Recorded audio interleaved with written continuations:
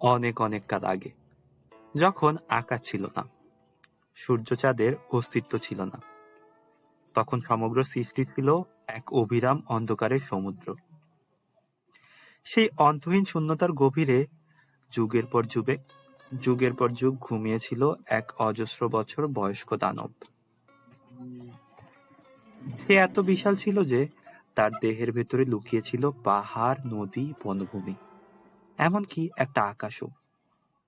তার হাড় হয়ে উঠেছিল উঁচু পাহাড়, মাংস হয়েছিল মাটি, শিরা বয়ে যেত নদীর স্রোতের মতো, আর পাঁজরের খিলানেই বাঁধা ছিল আমাদের আকাশের গম্বুজ। রাক্ষস নড়ত না, কেবল ধীরে ধীরে শ্বাস নিত আর ছাড়ত। সেই শ্বাসের সাথেই গড়ে উঠত দিন রাতের চক্র। যখন সে নিঃশ্বাস নিত, পৃথিবীর ভেতর অন্ধকার নেমে আসত, হতো রাত। যখন সে নিঃশ্বাস ছাড়ত, আলো ছড়িয়ে পড়ত, জন্ম নিত দিন। মানুষ তখন জানত না যে তারা এক দৈত্যের পেটে বাস করছে। তাদের কাছে পাহাড় ছিল পৃথিবীর মেরুদণ্ড, নদী ছিল জীবনের শিরা, আকাশ ছিল অনন্তের ছাদ। সবই স্বাভাবিক, কিন্তু একদিন রাক্ষসের পেট ব্যথা শুরু হলো। তার নড়াচড়ায় কেঁপে উঠল ভূমি, জেগে উঠল অগ্নিগিরি, গর্জে উঠল ঝড়। সবই ছিল তার কষ্টের প্রতিধ্বনি।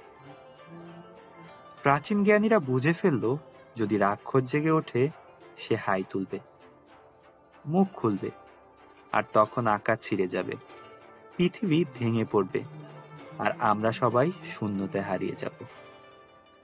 মানুষ প্রার্থনা শুরু করল, যেন রাক্ষস চিরকাল ঘুমিয়ে থাকে। কিন্তু এক বৃদ্ধ ঋষি বললেন, যদি মুক্তি চাই, তবে এই দানবের দেহের ভেতর থেকে আমাদের বের হতে হবে, নইলে আমরা চিরকাল অন্তলোকে বন্দী থাকব। তখন একদল সাহসী মানুষ পাঁজরের ফাঁক গলে আকাশের পথ খুঁজতে বেরোলো। বছরের পর বছর তারা পাহাড় খুঁড়ল, পাথর সরালো, আর শেষে বাইরে পা রাখলো।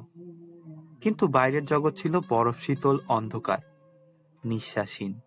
সেখানে বেঁচে থাকা অসম্ভব।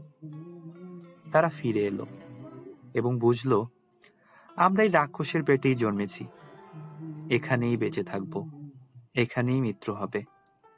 এটাই আমাদের স্বর্গ এবং এটাই আমাদের কারাগার।